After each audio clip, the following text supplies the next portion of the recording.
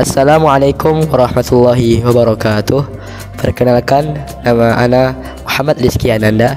Saya berasal dari Kabupaten Kayong Utara dan saya sekarang duduk di bangku kelas 11 SMA di Tahfizul Quran Labaik. Perkenalkan, nama saya Gali Setia Ihsandi.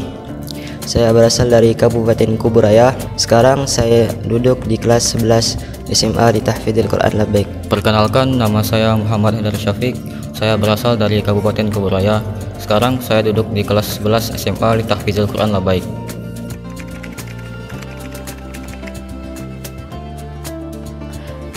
Alhamdulillah, saya telah menyelesaikan setoran 30 juz Al-Quran dalam jangka waktu 5 bulan 5 hari, dan saya menyelesaikan setoran terakhirnya pada tanggal 5 Maret 2022. Alhamdulillah juga saya sudah menyelesaikan hafalan setoran 30 juz pada tanggal 26 Maret 2022, dan saya menyelesaikan dengan jangka waktu 5 bulan 10 hari. Alhamdulillah, saya telah menyelesaikan setoran hafalan 30 juz dalam jangka waktu 7 bulan, dan saya menyelesaikan setoran tersebut pada tanggal 12 April 2022.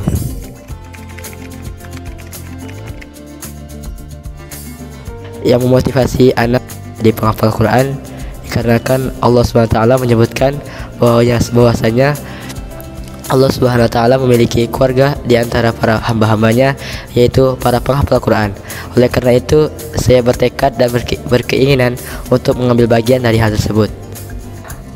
Motivasi saya untuk menghafal Quran itu pertama ingin membahagiakan orang tua dengan cara yang berbeda dengan orang lain, dan saya yakin Al-Quran juga bisa memberi syafaat kepada saya dan keluarga-keluarga saya, dan membawa berkah kepada kedua orang tua saya. Motivasi saya dalam menghafal Quran adalah saya ingin membalas jasa kedua orang tua saya di akhirat kelak, karena saya tidak bisa membalas jasa orang tua saya di dunia.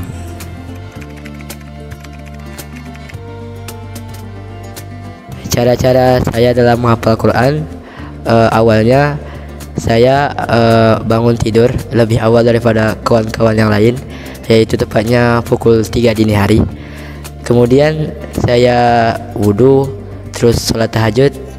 Setelah sholat tahajud tersebut, saya mulai menghafal halaman yang mau distorin nanti pagi, dan saya melakukan itu hingga azan subuh berlangsung.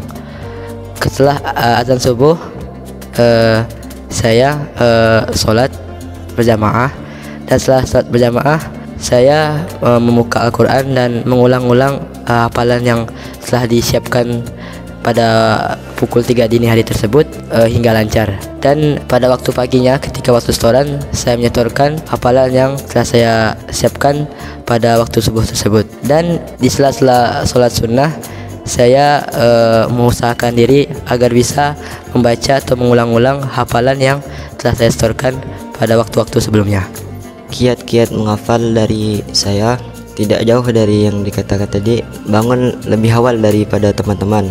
Ketika subuh itu menghafal setoran yang baru, setoran yang mau dihafalkan untuk pagi nanti.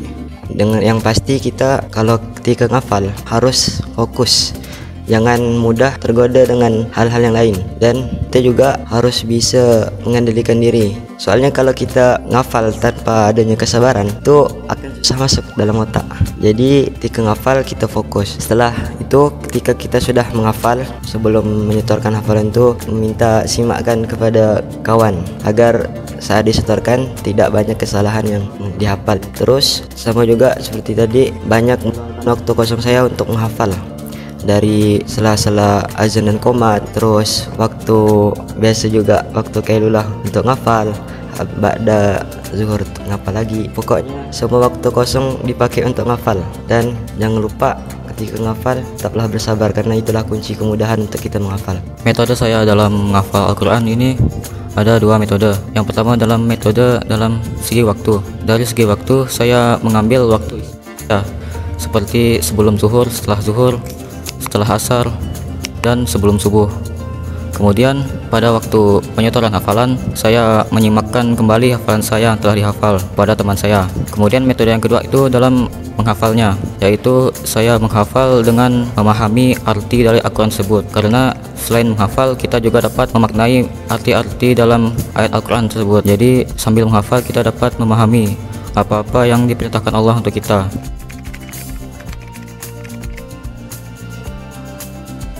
Menurut saya pribadi, semua orang bisa menghafal Al-Quran, khususnya kepada kaum muslimin. Karena Allah Subhanahu wa taala menyebutkan dalam Al-Quran dengan bunyi walaqad yassarnal Qur'ana lizikri fahal min mudzakir. Dan telah kami mudahkan Al-Quran kepada kalian untuk diingat.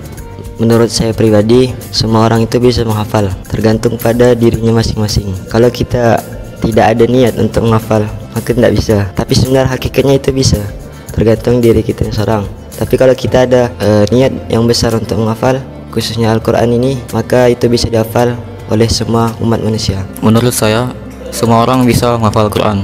Kenapa? Karena Al-Quran telah dimulakan oleh Allah untuk dihafal, seperti yang dikatakan oleh teman saya tadi. Jadi, apakah kita ingin menghafal?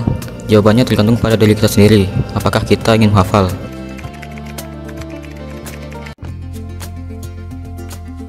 Kesan yang saya dapat dari pesantren Tahfidzul Quran Al-Baik ini yaitu pengajaran karakter yang diajarkan oleh ustaz kami kepada kami, sehingga kami diajarkan untuk selalu taat kepada para ustadz apapun kondisinya. Dan alasan saya memilih pesantren Tahfidzul Quran Al-Baik ini dikarenakan pesantren Tahfidzul Quran Al-Baik ini memiliki keistimewaan daripada pondok-pondok yang lainnya. Contohnya program untuk menggunakan bahasa Arab, menjadikan bahasa Arab tersebut menjadi bahasa sehari-hari dalam kehidupan pondok ini. Terus program tahfidznya yang baik. Oleh karena itu saya memilih pesantren Tahfidzul Quran Al-Baik.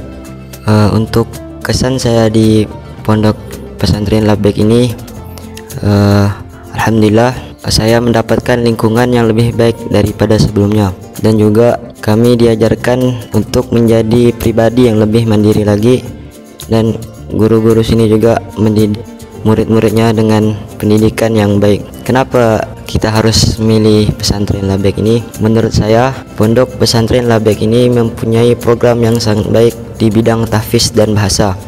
Karena santri-santri difokuskan, ditekankan untuk mahir dalam berbahasa Arab dan juga menghafal Al-Quran. Jadi insya Allah ketika kita keluar dari sini, kita akan menjadi orang yang sukses di dunia dan akhirat.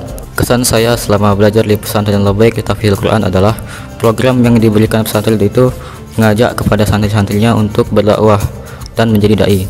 Contohnya seperti program khotirah bahasa Arab, bahasa Inggris, dan bahasa Indonesia, yaitu program yang mewajibkan santrinya untuk memberikan sesuatu yang mengajak kepada kebaikan. Dan kenapa memilih pesantren Al-Baik? Karena pesantren Al-Baik memiliki 3 program unggulan.